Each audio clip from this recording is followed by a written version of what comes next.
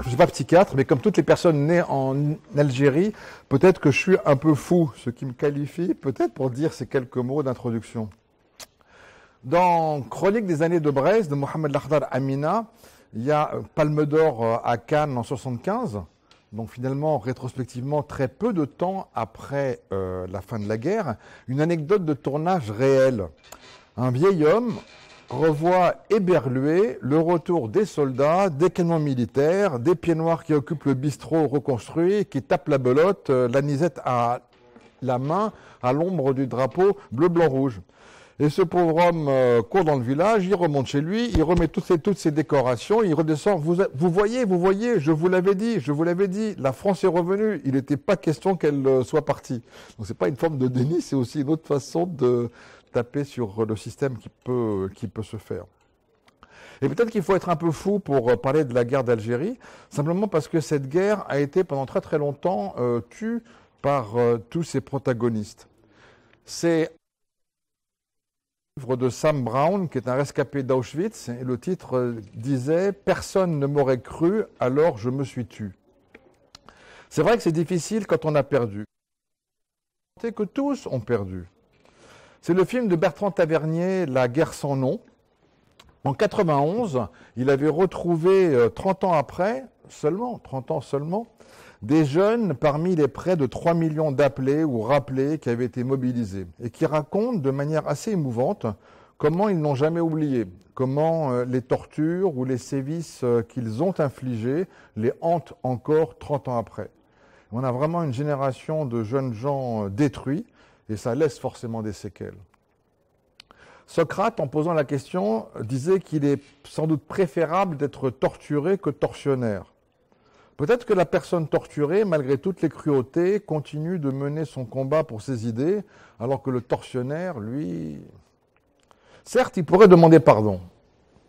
Pardon qui lui serait très certainement accordé, si l'on suit la logique de Simone Veil, à qui l'on demandait « Peut-on tout pardonner ?» Simone Veil répondait de manière très sûre et très juste « Je peux pardonner à qui m'en fait la demande. » La difficulté ici, c'est que les sociétés se sont séparées. Il n'y a pas pu y avoir de reconnaissance mutuelle de la souffrance et de l'imaginaire symbolique de l'autre. Alors Amine, bravo pour la citation de Ricoeur en exergue, qui disait « Le pardon peut-il guérir ?» Et ainsi, si la société est malade, comme l'indique le bel argumentaire de Mohamed Taleb pour ce colloque, comment la soigner? Comment trouver un mode apaisé entre nous tous? C'est la fameuse citation encore de Faulkner, dans Requiem pour une nonne, et qui dit « Le passé ne meurt jamais, il n'est même pas passé. The past is never dead, it's not even past. » Tout récemment, la vision de la série télé de Ken Burns sur le Vietnam, sur Arte, certes, c'était la version courte. Ça durait 9 heures seulement, par rapport aux États-Unis, où il y a eu 18 heures diffusées par la TV publique américaine. Et je trouve que cette série télé sur le Vietnam a bien montré la difficulté d'avoir une lecture rétrospective d'un événement aussi dur comme celui de ces guerres-là. Bien sûr, ce n'est pas comparable. L'Algérie, c'est il y a 50 ans, 25 000 soldats tués et 22 000 harkis morts pendant ou après la guerre et 350 000 Algériens. Alors qu'au Vietnam, il y a 40 ans, 57 000 morts américains et près de 1,5 million de Vietnamiens tués. Mais comment comprendre maintenant, avec le recul historique, les déterminants d'impact de la guerre froide, de lutte contre le mouvement des non-alignés ou des droits civiques américains, ou finalement la chute dans le piège d'une hubris pour tenter de laver l'affront de la guerre d'Indochine ou de la guerre de Corée. Et vraiment, on comprend que la reconnaissance de l'imaginaire symbolique de l'autre est toujours d'actualité. Le 16 février 2017, le candidat Macron a posté une vidéo intéressante revenant sur ses déclarations en Algérie. Je trouve ces déclarations, ces propos très éclairants pour notre colloque. Reconnaissant le traumatisme pour nos deux pays, il indique qu'il est temps de clôturer ce deuil. Et finalement, ce qui imposera un discours de complexité, loin des simplifications abusives. S'il a bien cité des actes inhumains de torture, de barbarie qui ont été commis, Le candidat Macron avait indiqué à tous les anciens combattants que ses propos n'étaient en rien destinés contre eux. Mais les pieds noirs aussi ont été victimes de la politique algérienne de la France, avant comme après la guerre, puisque, je le cite, « Une colonisation à sens unique ne leur a pas laissé d'autre issue que de quitter brutalement et à jamais les terres où ils étaient nés. C'était une injustice et c'est encore une souffrance. » Fin de citation.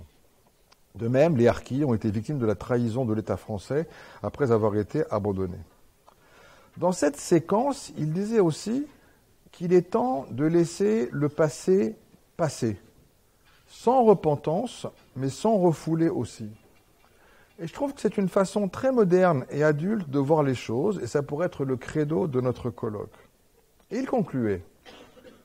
Je ne céderai rien à tous les responsables politiques qui cherchent à instrumentaliser notre histoire, à instrumentaliser mes propos à des fins clientélistes ou électoralistes. La France et l'Algérie doivent cesser de se renvoyer leur passé à la figure. L'Algérie occupe dans notre histoire une place bien plus large, bien plus profonde, bien plus importante simplement que celle de la guerre d'Algérie.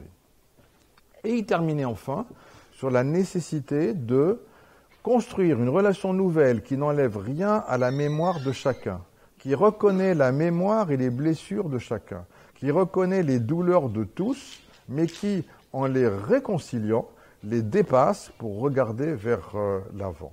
Fin de citation à nouveau. Oui, il faut reconstruire, construire un futur apaisé. Ça, c'était donc pendant cette campagne électorale, c'était février. Et puis dans le New York Times du 6 mai 2017, samedi 6 mai, donc la veille du second tour de notre élection présidentielle, un drôle d'article intitulé « Ce que signifie d'être français » d'Olivier Guèze, essayiste et qui travaille sur un roman sur Joseph Mengele. Malheureusement, l'article est uniquement en anglais, on n'a pas l'article français. Et pour lui, la crise d'identité française a des racines profondes qui puisent dans le régime de Vichy et la guerre d'Algérie.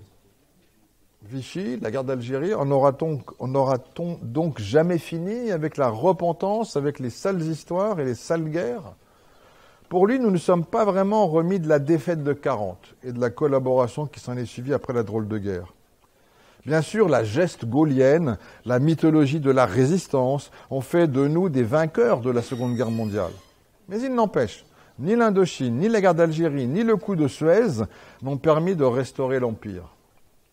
Ce qui ne veut pas dire que notre pays est une France déclassée, mais la construction européenne, la croissance économique et le maintien de la paix ont été des moteurs puissants assurant notre prospérité lors des 30 Glorieuses et au-delà. Mais nous devons avancer dans un monde globalisé, mondialisé, et nous ne pourrons le faire qu'en dépassant nos vieux fantômes.